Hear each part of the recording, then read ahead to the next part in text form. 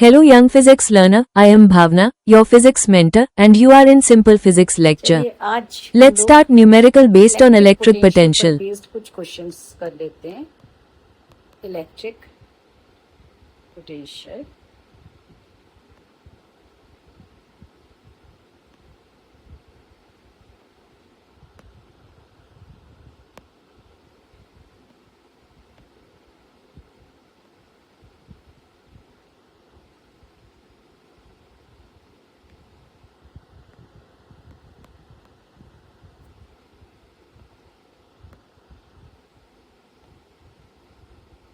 Hello young physics learner, आज मैं कुछ न्यूमेरिकल लेकर के आई हूँ जो कि इलेक्ट्रिक पोटेंशियल पर बेस्ड है. इनमें से फर्स्ट न्यूमेरिकल आपकी स्क्रीन पर है. इलेक्ट्रिक पोटेंशियल यानी वैद्युत विभव, इस पर बेस्ड हम कुछ न्यूमेरिकल करेंगे. कॉन्सेप्ट में कहीं कोई कंफ्यूजन है तो आप मेरा वीडियो देख सकते हैं. Electric potential, potential difference, capacitance, every chapter is here in my channel related to physics class 11th and 12th. तो उसमें से आपको वो टॉपिक्स मिल जाएंगे जो आप पढ़ना चाहते हैं. ठीक है, तो अभी हम इसमें लेकर के चलते हैं इलेक्ट्रिक पोटेंशियल बेस्ड न्यूमेरिकल. सामने दिया हुआ है 3 माइक्रोकूलॉम का एक बिंदु आवेश जो कि एक्स वाई निर्देश तंत्र के मूल बिंदु पर स्थित है. अब निर्देश तंत्र कोऑर्डिनेट सिस्टम, इसके सेंटर पॉइंट पर यहाँ पर हमने एक आवेश ले लिया और वो आवेश है Q और Q का मान दिया हुआ है 3 माइक्रोकूलॉम. ठीक है, नेक्स्ट दिया हुआ है कि A और B के मध्य विभवांतर ज्ञात कीजिए. A पॉइंट कहाँ पर है? 5A0. तो 5A आपको पता है कोऑर्डिनेट सिस्टम में x पहले आता है, y बाद में. तो एक बार x y की वैल्यू दी हुई है 5A0. ये है A पॉइंट. तो A पॉइंट हमें इस तरीके से लेना है जो x एक्सिस पे 5A चला हो. तो ये हो गया A पॉइंट. ठीक है, और दूसरा जो B पॉइंट है उसका दिया हुआ है कोऑर्डिनेट सिस्टम -3A 4A, दोनों जगह पर है ये. यानी ये x और y इसमें कोऑर्डिनेट सिस्टम में वैल्यूज हैं. तो -3A किधर होगा? ऑब्वियसली इस साइड होगा, इस साइड होना चाहिए -3A. और ऊपर से यहाँ पर 4A y एक्सिस पे चला है. तो यहाँ मान के चलते हैं कि इधर और इधर ये कहीं पॉइंट जो B पॉइंट होगा वो इस साइड होगा जिसकी वैल्यू है -3A 4A. ठीक है, और ये जो A पॉइंट है इसकी वैल्यू है 5A0. ओके, तो हमें ये लेकर के चलना है.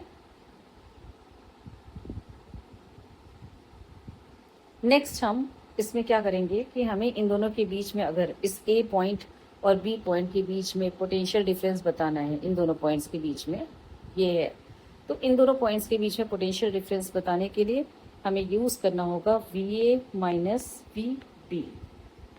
VA minus VB, V potential होता है. तो आपको इन दोनों के बीच में पोटेंशियल निकालने के लिए V का मान किस तरीके से हम रखते हैं? V is equal to 1/4 epsilon naught Q divided by R. ये फॉर्मूला होता है. अब VA के लिए 1/RA हो जाएगा, VB के लिए 1/RB हो जाएगा. ठीक है, तो हम ये वैल्यूज लेकर के चलेंगे जो कोऑर्डिनेट सिस्टम हमें यहाँ पर दिए हुए हैं. अब RA और RB ये दो वैल्यूज जो हैं ये हमें निकालनी है. सो RA कितना होना चाहिए बताओ?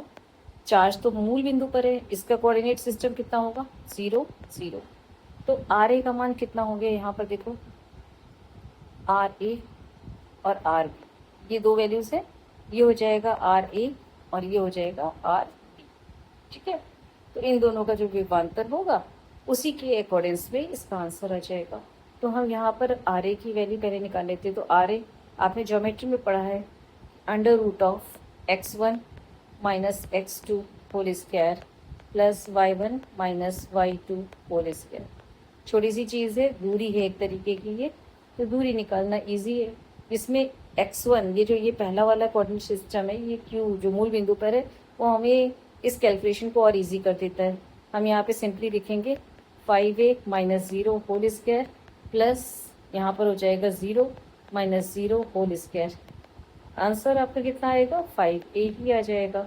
उसी तरीके से अगर हमें आर बी की वैल्यू निकालनी है तो R B is equal to under root of same formula x1 minus x two whole square. ये जो सेम फार्मूला आपका यूज हुआ है इसी को आप यूज करेंगे तो आर बी का वैल्यू आ जाएगा। R B is equal to क्या हो जाएगा -3a minus 0 whole square plus 4a minus 0 whole square. So इसमें आंसर कितना आएगा देखो -3a का होल स्क्वायर ये हो गया आपका 9a स्क्वायर अंडर रूट में प्लस 4a यानी 4 4 16a स्क्वायर अंडर रूट में 9 plus 16 25 under root 25a square यानी इसकी वैल्यू आ गई 5a। ठीक है, अंडर रूट को जब हम सॉल्व करते हैं। सो अब जब अंडर रूट सॉल्व हो चुका है तो हमें सिर्फ क्या करना है कि ये va minus V B value निकाल लेनी है। अब क्या हो जाएगा va माइनस वी बी करेंगे 1/4 पाई एप्सिलॉन नॉट। क्यू की वैल्यू 3 माइक्रो कूलम क्वेश्चन में दी हुई है। 1/RA का मान है 5a और माइनस ऑफ RB का मान है 5a। क्या आंसर आना चाहिए इसमें? ये दोनों आपस में कैंसिल होंगे। Any number multiplied by 0 is 0। So VA minus VB is equal to 0। 0 is the last answer. Okay, so this one is solve. Easy था न्यूमेरिकल, कोई प्रॉब्लम नहीं है। आपके न्यूमेरिकल में सारे डेटा दिए हुए होते हैं और उसी डेटा के अकॉर्डिंग्स में आप आंसर निकाल देते हैं। तो ये क्लियर हो गया होगा। अब चलते हैं नेक्स्ट न्यूमेरिकल। चलिए करते हैं नेक्स्ट न्यूमेरिकल। अब ये नेक्स्ट न्यूमेरिकल में आप देखोगे ये एक फिगर बनी हुई है और पूछा जा रहा है कि आवेशों के कारण वर्ग के केंद्र पर ये P पॉइंट पर आपको निकालनी है क्या चीज़ कि कितना इलेक्ट्रिक पोटेंशियल होगा। तो इलेक्ट्रिक पोटेंशियल का फॉर्मूला आप लोग पढ़ चुके हो, पढ़ा है ना। V इज इक्वल टू क्या होता है 1/4 pi epsilon naught Q divided by R। That is the formula for V.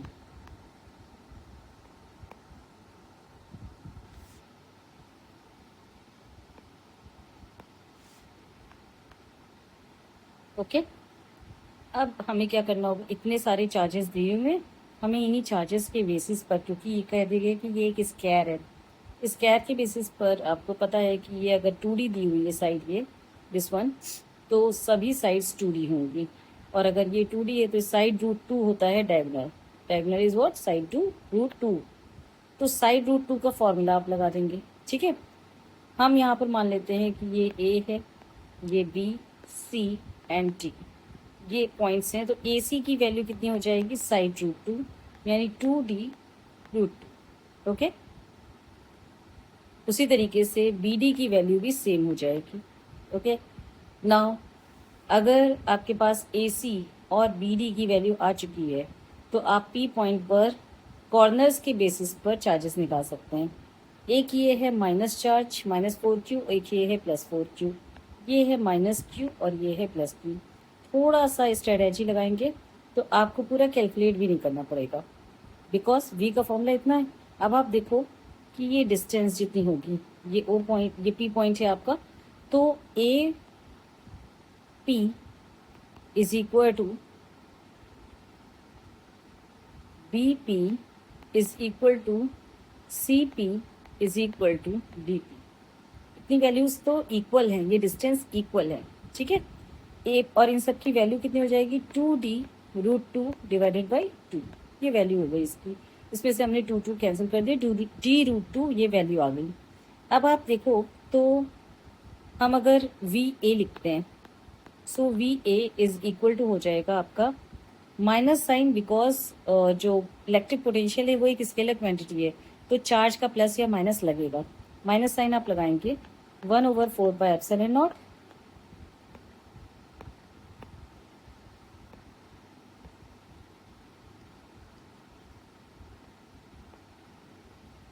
Epsilon not and value of charge 4Q minus मैंने बाहर आगे लगा दिया है divided by distance. Distance is what AP।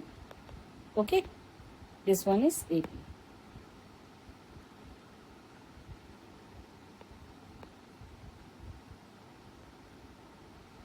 उसी तरीके से अगर आप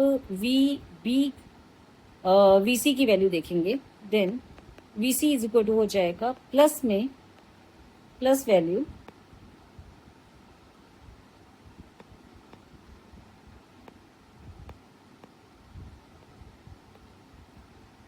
plus 1/4πε0 and plus 4q divided by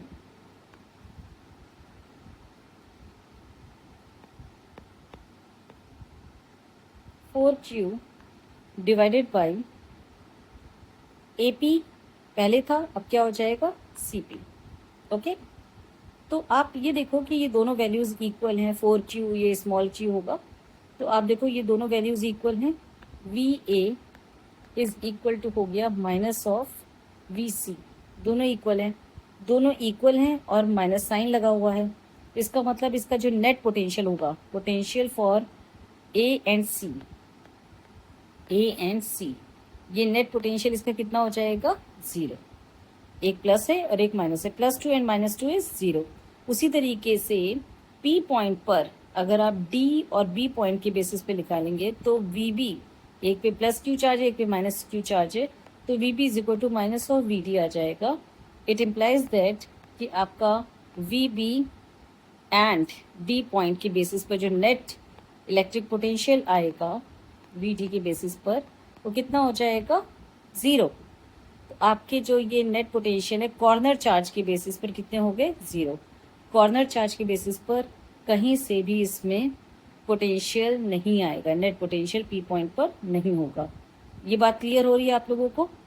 P point पर, इस P पॉइंट पर कोई भी पोटेंशियल नहीं होगा कॉर्नर चार्ज के बेसिस पर, जो कि फॉर कॉर्नर चार्ज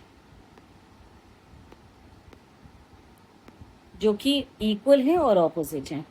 ठीक है, अब आ जाते हैं यहाँ पर। यहाँ पे है +5q, यहाँ पर है -5q, यहाँ पर है -2q और यहाँ पर है -2q। तो एक चीज़ और भी देख लीजिए, जैसा पहला कॉन्सेप्ट लगा है, ये डिस्टेंस और ये डिस्टेंस बराबर है। एक में +5q है, दूसरे में -5q है।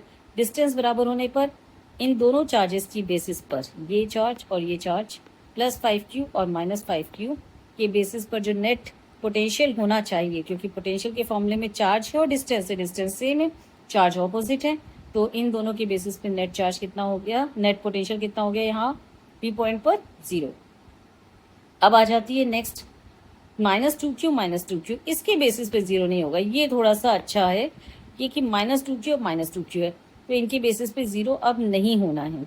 तो क्या होना है वो चीज़ देखिए।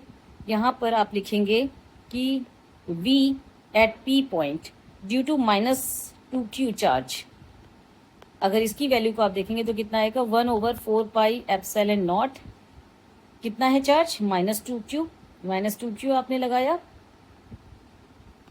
डिवाइडेड बाय, अब ये डिस्टेंस कितनी होनी चाहिए दिस वन, ये डिस्टेंस कितनी होगी, दिस वन शुड बी, यहाँ पर देखो 2D है तो ये भी 2D होगी, अगर ये 2D है तो ये भी 2D है, अगर ये 2D है तो उसका हाफ हो गया D, तो डिस्टेंस हो जाएगी D। और उसी तरीके से अगर ये P पॉइंट पर -2q एक चार्ज के बेसिस पे इतनी, तो -2q दूसरे चार्ज के बेसिस पर ही इतना होगा, और दोनों क्योंकि माइनस हैं तो वो ऐड हो जाएंगे, यानी इसमें हम मल्टीप्लाई बाई 2 कर दें, तो मल्टीप्लाई बाई 2 करने पर आ जाएगा आपका overall result 1/4πε0 4q divided by D।